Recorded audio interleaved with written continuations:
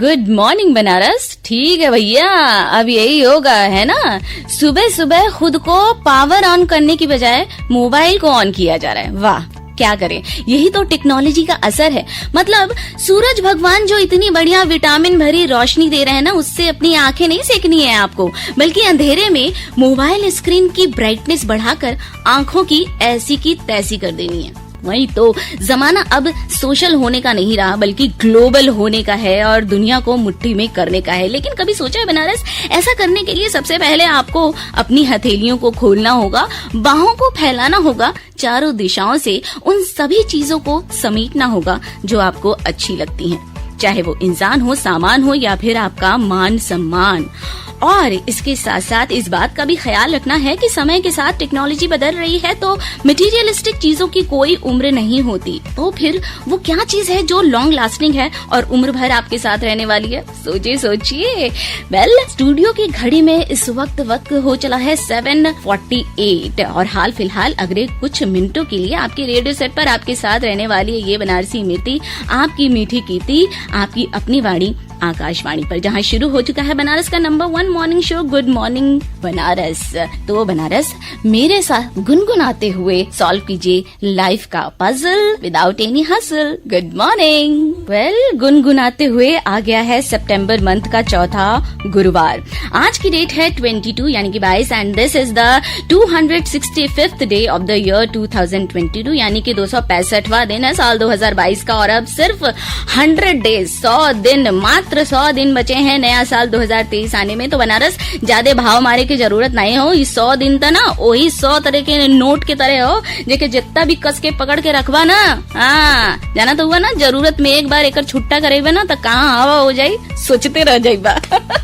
वैसे आपने तो सोच लिया है ना वो कौन सी लॉन्ग लास्टिंग चीज है जो उम्र भर आपके साथ रहने वाली है? चलिए, कोई नहीं, आप जितना चाहे उतना वक्त ले लीजिए, लेकिन हाँ, इतनी भी देर मत लगाइएगा कि हाथ में आया हुआ मौका भी आपको सोच में पड़ा देख करके वापस चला जाए। फिलहाल मैं आपको वापस ले जाने वाली हूँ हिस्ट्री टाइम में, जहां अब हम जानेंगे आज के दिन यानी कि 22 सितंबर को वो कौन से इम्पोर्टेंट घटनाएं जो हमारे भारत वर्ष साथ ही साथ विश्व में घटित हुई।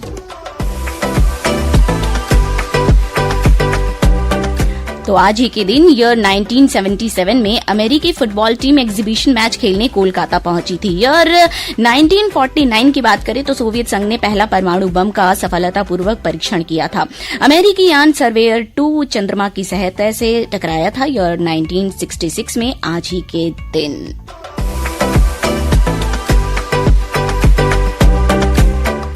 और आज के दिन जन्मे बर्थडे आइडियल्स की बात करें तो आज है अंग्रेजी वैज्ञानिक माइकल फैराडे का जन्मदिन। चीनी भौतिकविद और नोबेल पुरस्कार विजेता चेन निंग यान का भी जन्मदिन है आज के दिन।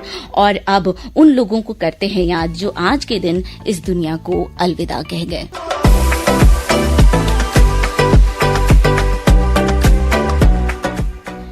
तो जो लोग अब इस दुनिया में नहीं रहे हमारे बीच, लेकिन उनके महान कार्यों का योगदान अगर उनकी बात करें तो प्रेरणा बनकर अब भी हमारे साथ हैं। मशहूर क्रिकेटर मंसूर अली खान पटौदी 2011 में और ईयर 1991 में हिंदी व मराठी फिल्मों की प्रसिद्ध अभिनेत्री दुर्गा खोटे ने इस दुनिया को अलविदा कहा। बनारस, कहते हैं इतिहास से अच्छा गुरु कोई नहीं हो सकता, क्योंकि इतिहास अपने में सिर्फ घटनाओं को ही नहीं समेटे होता, बल्कि इन घटनाओं से आप बहुत कुछ सीख भी सकते हैं। जैसा कि सिख संप्रदाय के पहले गुरु नानक देव जी के अनमोल उपदेश न सिर्फ हमें जीवन के सीख देते हैं, बल्कि ये प्रेरणादायक भी हैं। आज है गुरु नानक देव जी की पुण्यतिथि। सन 1539 में गुरु नानक देव जी का करतारपुर में निधन हुआ था। एक ओंकार यानी कि ईश्वर एक है, ये संदेश उन्होंने पूरी दुनिया को दिया था। बनारस, क्या आपको पता है अपने शहर में गुरुबाग स्थित जो गुरुद्वारा है उसकी कहानी क्या है? गुरुद्वारा गुरुबाग श्री गुरु नानक देव जी को समर्पित है। ये बात है 16वीं शताब्दी की, जब गुरु नानक देव शिवरात्रि मेले के अवसर पर बनारस आए और विभिन्न पंथ विशेष ब्राह्मण, साधु और ज्ञानियों के साथ धार्मिक सम्मेलन किया। कहानी कुछ इस तरह घटित हुई कि गुरु नानक देव जी के पहनावे को देखकर बनारस के प्रसिद्ध पंडितों में एक चतुरदास जी ने उनसे प्रश्न किया कि किस प्रकार के साधु हैं आप? किस तरह के धर्म में आस्था रखते हैं, क्योंकि आप अपने पहनावे से ना तो संत लगते हैं, ना ही साधु, ना ही आपके पास शालिग्राम है और ना ही आपने अपने गले में तुलसी की माला पहनी है, ना ही आपके माथे पर रोली चंदन का टीका है। फिर आप किस आस्था में विश्वास करते हैं, किस भगवान की पूजा करते हैं? इस प्रश्न पर नानक देव ने कहा कि सच्चा शालिग्राम तो भगवान है और अच्छे कर्म तुलसी की माला। अगर आपको प्रभु की सच्ची भक्ति करनी है तो प्रभु को शालिग्राम बनाओ और अच्छे कर्म करना तुलसी की माला समझो, यही मैंने धारण की है। अगर आप अपना जीवन सफल करना चाहते हैं, मुक्ति प्राप्त करना चाहते हैं, तो लोक सेवा को कुआं बनाकर मन की एकाग्रता के साथ इस ऋग रूपी धरती की क्यारी को सींचो। प्रभु आपके हो जाएंगे और इस प्रकार की गई भक्ति कभी व्यर्थ नहीं होगी। अगर ईश्वर की कृपा हो तो बगुला भी हंस बन जाएगा। प्रभु की कृपा हम सब पर तभी होगी जब हम विनम्रता पूर्वक अपना आप भूलकर उनकी बनाई हुई कुदरत की सेवा करेंगे।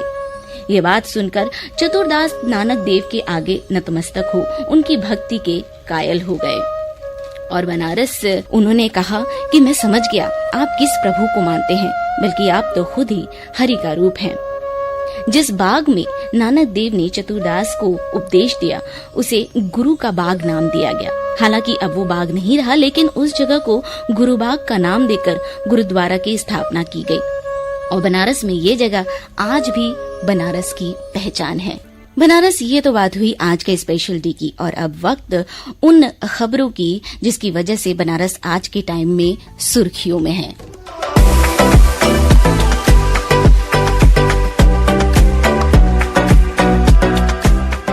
गंगा जी में बढ़ाव जारी है और इसलिए मणिकर्णिका घाट पर श्रद्धा की प्रॉब्लम तो है ही। घाटों का कनेक्शन टूटने से तीर्थयात्रियों को परेशानी भी हो रही है और घाट पर जमी मिट्टी से खतरा भी बढ़ा हुआ है, इसलिए आप अपनी सुरक्षा का पूरा ख्याल रखें।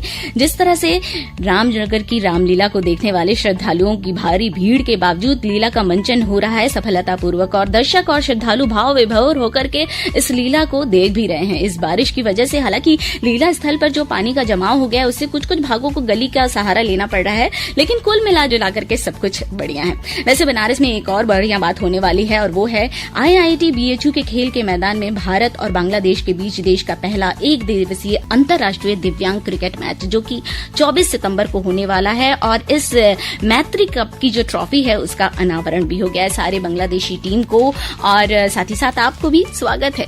वैसे बनारस, स्वागत तो हम भी करना चाहते थे। कॉमेडी के शहंशाह राजू श्रीवास्तव का वो जल्दी से स्वस्थ होकर वापस स्टेज पर आएं और अपने चुटकुलों और गुदगुदाते अंदाज से हम सबको हंसाएं।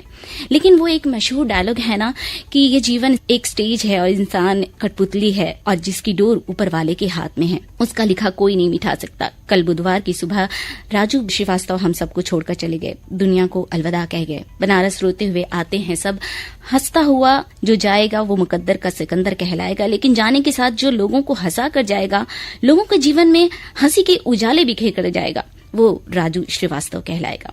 राजू श्रीवास्तव को आकाशवाणी परिवार की तरफ से विनम्र श्रद्धांजलि। समय हो चला है इस बनारसी मृत्यु आपकी मीठी कीर्ति को अब आपसे विदा लेने का। समाचारों के पार 8:30 पर मधुरिमा प्रोग्राम में होगी आपसे फिर मुलाकात। तब तक के लिए कीप लिसनिंग आपकी अपनी वाणी आकाशवाणी।